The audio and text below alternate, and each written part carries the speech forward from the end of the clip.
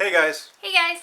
We're back with another Orphan Black review. In this video we're reviewing Orphan Black Season 4, Episode 4, titled From Instinct to Rational Control. If you haven't seen it yet, and you want to avoid any spoilers, skip this video and come back later, because everything we say from this point forward is going to be a spoiler.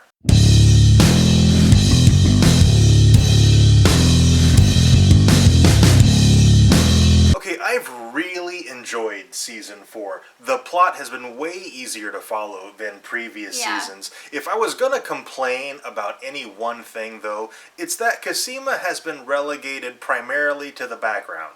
Yeah, and Cosima's one of my favorite of the clones, so I'm kind of sad that she's not in more of it. Cosima is my second favorite clone, and I don't think she's left the lab even. I think she's been stuck in the lab the entire season, and she doesn't get a ton of screen time anymore, primarily I think to make room for MK, who is amazing. I love MK, she's MK's awesome. Yeah. I like MK as a clone. I really want to see more MK, but I would like to see Cosima get her fair share as well. And likewise with Helena, I would like to see more. I would like to see more of every clone. Like, why can't each episode be a 90-minute episode? Because I feel like some of the clones are getting, more screen time than others, and I would like to see more of the ones who aren't getting as much screen time. Yeah, because Sarah always gets a fair amount, but she's the main character. Yes, Sarah's always going to get the most. We see kind of everything through her eyes. Yeah, and MK is getting a fair amount of screen time right now. Which is necessary because we've just met her. We have to get to know her a little bit. So it's just the kind of situation where somebody's going to have to lose some screen time, and unfortunately right now it's Cosima and Helena, our two favorite clones. Yes.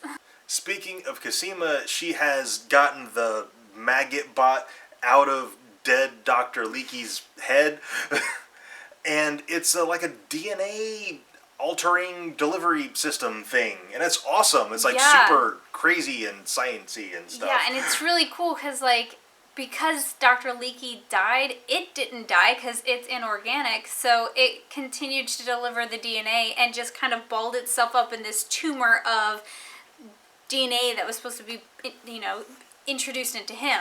Yeah, and it was super gross and cool, and so Sarah, she still has the maggot bot in her cheek.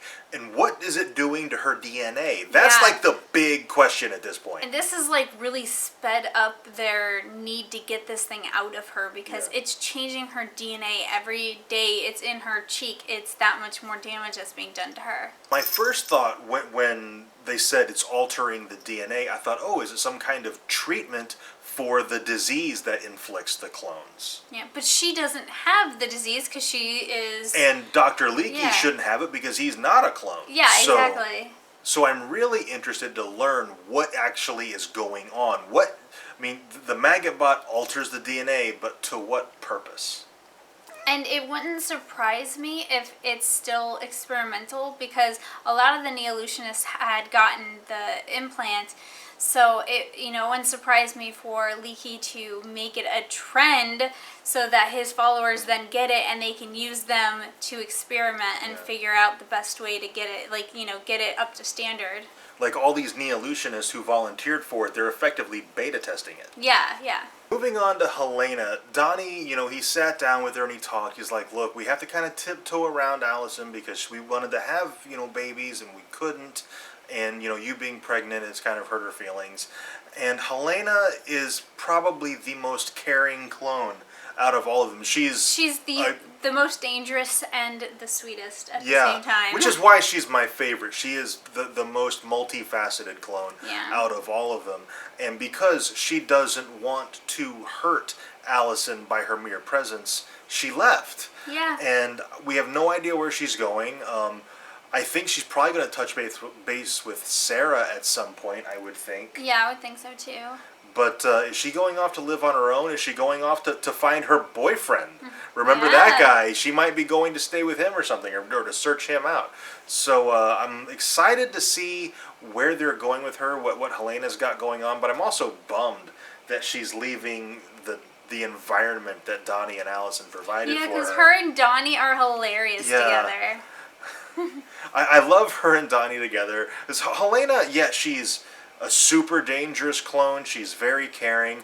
But also, her scenes are hilarious. And when she pairs up with Donnie, it's some of my favorite scenes in the entire series. Speaking of Donnie, he and Felix had to infiltrate the fertility clinic, and I gotta tell you, that was an awesome scene. Yeah. It was so funny. Donnie was totally trying to get into character, and Fee shut that down. He was like, how many gay people do you know, or how many of your friends, or how many gay friends do you have? That's it. How many gay friends do you have? And he's like, none. He's like, no, wrong. 5 to 10% of your friends are gay. You can't spot a gay person, so stop trying to act like one. Yeah. It was great. And just the whole thing, because like Fee's irritated, Donnie is like, he's like, oh, you're irritated, huh? And he's like poking the bear. Yeah. Just over and over again. And I thought, I love the dynamic of Fee and Donnie together. I'd like to see more of that. And then, of course, when Donnie had to go into the room and provide a specimen, he had to call Allison up, and she had to talk him through it. And just the comedy relief of anything to do with Donnie is amazing. Yeah. So because of Donnie and Felix's work, they learn about the Brightborn treatment, and it seems like a subdivision or something of Neolution. Yes. But Dr. Cho, who we met very briefly in a previous episode, she is in charge of it. And I gotta think she's probably gonna be another villain that we're gonna, have to confront here very soon. And because this is dealing with IVF fertility treatments, it has me kind of concerned that this might be another round of clones. When people go in for IVF, you kind of have to just trust the doctor that they're implanting you with your stuff. They could totally just be implanting these women with clones. Yeah. And, we met Trina again this episode, and she's not pregnant anymore, because, of course, it's been long enough she would have had the baby. But what stood out to me when we saw her again is all her Neolution stuff. The eye, the contact is gone. You just wouldn't be able to look at her and tell she's a Neolutionist. Which probably means she no longer is. Yes. Which, there's a lot of story left with her. What happened to her baby? What happened that she's now no longer a Neolutionist? My bet, if I was going to make a prediction, would be they took the baby. Yeah. Like, it was a clone, and they took it, so she's left the church, effectively. We got a lot of Rachel in this episode as well. And along with Rachel, we also got Charlotte. And Charlotte is like a clone of a clone. So she has gotten the disease really, really young. And we thought we were going to have some humanity in Rachel because she had suggested treatment options and she seemed to care about it. And then this episode, I don't know if she's just trying to impress her mom and thinks she'll get her out in time. But she did a complete 180 and was like, no, we should just not treat her because letting the disease progress will give us more data than letting her live. But she said that before she found out that Susan had the note that she gave to Charlotte. Yeah. So maybe it was like a misdirection play, and she was trying to contact Ferdinand to be rescued with Charlotte. Maybe. And then, of course, ultimate backfire, Susan says, "Hi, I got your note, and you said not to treat Charlotte." So that's what we're going to do. That's what I think. I think it was a misdirection on Rachel's part, and it backfired. Okay, I think that's everything from the episode. If you caught something in it that we missed, let us know down in the comments. Also, if you enjoyed this review, and we really hope you did, be sure to tell us by dropping a like on it and subscribe for more reviews. And thank you very much for watching, and we'll see you next time.